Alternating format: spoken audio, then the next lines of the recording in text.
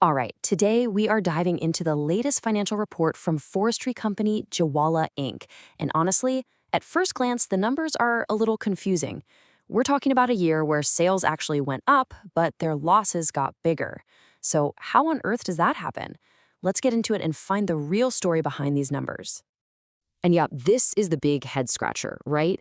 Jalala's total sales for the year saw a nice bump up, which you'd think is great news. But when you look at their bottom line, the final number, it actually got worse. How does a company make more money but end up losing more money? That's the puzzle we're going to solve today. So let's start with the headline number. For the financial year that ended in July 2025, Jawala Inc. officially posted a net loss of almost 3.5 million ringgits. This is that big, bold number that really tells the top-level story of their year. And look, this isn't just a one-off thing. That loss is actually a 30% jump from the 2.7 million ringgit they lost the year before. So you can see the trend is definitely not heading in the right direction. But hold on. Remember that puzzle we started with? This is where the whole story gets a lot more interesting. Because here is the wild part. Even with that bigger loss, their total revenue for the year grew by a pretty healthy 25%. This is the contradiction that makes you go, wait, what? So where did things go off the rails? Well, to figure that out, we've got to slice the year in half. The story of their 2025 financial year is really a tale of two completely different halves. The first 6 months, pretty strong. They brought in over 7.5 million in sales. But then, just look at the second half. Sales absolutely cratering, dropping all the way down to just 2.7 million. So yeah, it's pretty clear the second half of the year is where the real problem is. And just to show you how dramatic that collapse in the second half was, just compare it to the same period from the year before. Revenue fell by a massive 67%. I mean, it is like the company just hit a brick wall. So the big question is, what happened? Well, lucky for us, the company's own report gives us the clues. It really points to three main reasons that explain this performance. So let's break them down one by one. Okay, reason number one for that massive revenue drop, it wasn't some kind of accident or mistake. It was actually a deliberate choice. The company chose to slam on the brakes. And here you have it, straight from their report. Jawala basically looked at the tough market, saw some bad weather, and made a call. They decided it was better to just stop cutting down trees and selling logs for a while, rather than trying to operate in a really tough environment. This single decision directly explains that huge drop in sales we saw in the second half. Now, the second reason is a little more technical, so stick with me here. It's all about how the company values its biggest asset, the trees that are still growing in the ground. And we're talking about non-cash gains here, or what you might call paper gains. So what on earth is a fair value gain on biological assets?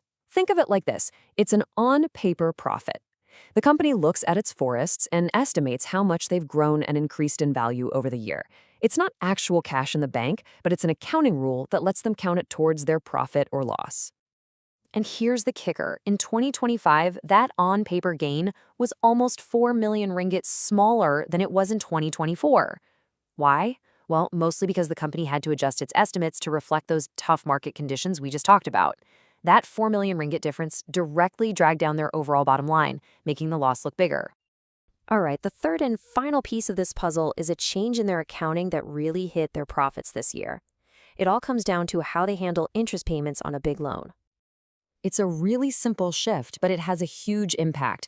Before, the interest they paid on this loan was basically added to the value of their forest assets on the balance sheet. But now, in 2025, those same costs are listed as a direct expense on their income statement. And what does that do? It directly reduces their reported profit. This one change made their finance costs jump up quite a bit this year. Okay, so now that we've kind of solved the mystery of the loss, let's zoom out a bit and do a quick health check on the company. We're going to look at what they own versus how much cash they actually have on hand. So when you look at what Jawala actually owns, it becomes super clear. Their value isn't tied up in factories or fancy equipment. It's literally in the forest. A whopping 87% of their long-term assets, we're talking over 52 million ringgit, is the value of their growing timber plantations. This is their core wealth. But here's the other side of that coin. While the value of their main asset is growing, their cash balance is doing the exact opposite. Over the course of the year, the company's cash in the bank dropped by nearly 6.5 million ringgit. I mean, just look at this. They started the year with a pretty comfortable 8.9 million in cash, and they ended it with just 2.4 million. So you have to ask, where did all that money go? The cash flow statement tells us the story perfectly. They weren't just burning through it. Nope, they were investing it right back into their main asset. They spent over 8 million ringgit on planting and developing those forests. And to help pay for it, they took on about 3.7 million in new loans. So really, they're trading cash today for what they hope will be more valuable forests tomorrow. So that brings us to the big question. What's next? With their cash down and facing a pretty tricky market, what does the road ahead really look like for Jawala? Well, to their credit, the company is being very upfront about it. They're basically saying, hey, the market is tough out there. They're pointing to rising costs from inflation and uncertainty from global trade issues. This is the headwind they're sailing into, and it really shows you why they made that big decision to pause logging earlier in the year. And that really leaves us with $1 million question for next year. Jawala has spent its cash to build this incredibly valuable forest. They are asset-rich. But in a weak and challenging market, the real test will be figuring out how to turn that on-paper value back into real cash and, eventually a profit. How and when they decide to do that is going to be the story to watch.